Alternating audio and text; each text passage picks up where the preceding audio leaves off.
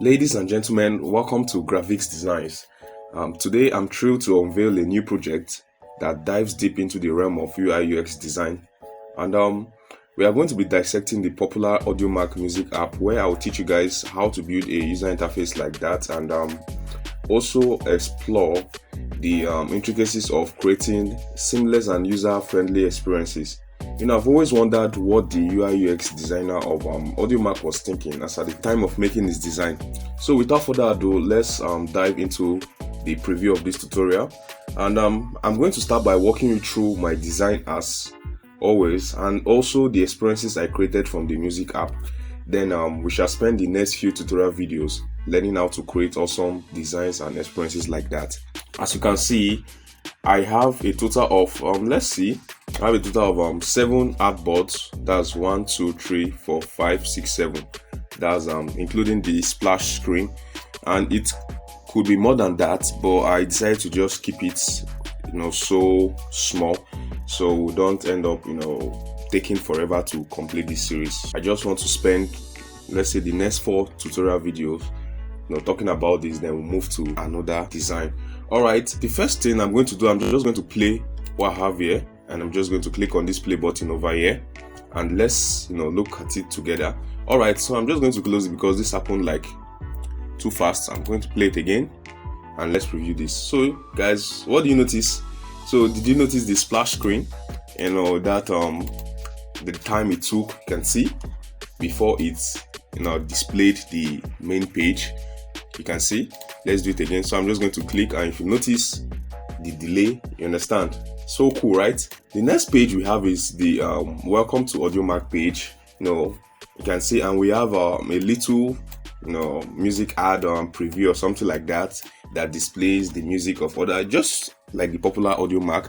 So when I click on create a preview, you can see, if you notice the interaction on the button, if you notice this over effects, once I take my mouse off it, it goes off. Once I bring it on, you can see. Isn't that cool? That's great. So I'm just going to click on create a free account, and yeah, we get to the point where we are asked to enter our email. And what happens then when I click on next, you can notice the same interaction on the button too. I'm just going to click on next, and same thing, create a password. Once we are done creating the password, so one of these days we'll be talking more on user input and how to get user input, and also probably explore other things pertaining to that.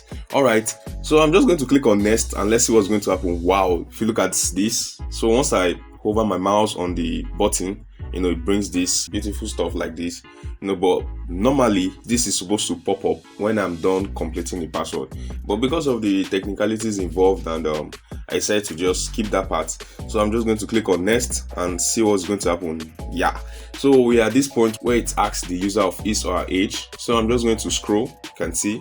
Alright, so normally it starts from age 13, but I just decided to start on from 15, and you can scroll all the way to as much as you can. So I'm just going to teach you guys how to do that, and trust me, this is very simple. And if you notice the faded effects down, you can see once it approaches the next number, you can see it fades out. You understand? So I threw in a little trick here, and or when we get to this side, or when we get to this section, I'm going to explain fully how I came up with something like this. So alright, I'm just going to select let's say 25, and I'm going to click on next. Alright, however, that's not my age. Alright, so we get to the section where it asks us for gender, right? And also be mindful of the back navigation buttons. Once I click on this, it takes me back. Once I click on this, it takes me back. Once I click on this, it takes me back too. You can see. And once I click on next, it takes me forward. You can see it's so cool, right? Alright, so I'm just going to go back. Then when I'm done, so look at the inputs. Then finally we have next. Alright, so when I click on that, it takes us to the general page where just like the popular Audiomack, or just like the app, you can see. So I just did some trick here to duplicate this. I didn't want to just start creating new genre and the rest. It's just for tutorial sake. So once I hover my mouse on this, you understand, like that, it comes up and goes up when I take my mouse, and that's cool. And for now, just for the sake of this tutorial not getting too long, finish. When I click on finish, it takes me back. You understand? It takes me back to the splash screen like that, and iterates the whole process again and again. That's so simple, like so simple. So guys, basically this is all we are going to be doing and discussing over the next few tutorial videos. All right guys, so let me know your thoughts, let me know your comments. What do you think about this? And in the next video I will be teaching you how to design the first two artboards. Thank you guys for watching. Please don't forget to subscribe and share this video with your friends, with your family, with your loved ones, and any other person you think may be interested in this video and this tutorial. Thank you guys for watching. Thanks for your love, thanks for your support, and thanks for sticking with me in the days of my inconsistency. But by the grace of God, we are back now. And thank you guys for watching. I love you all. Bye.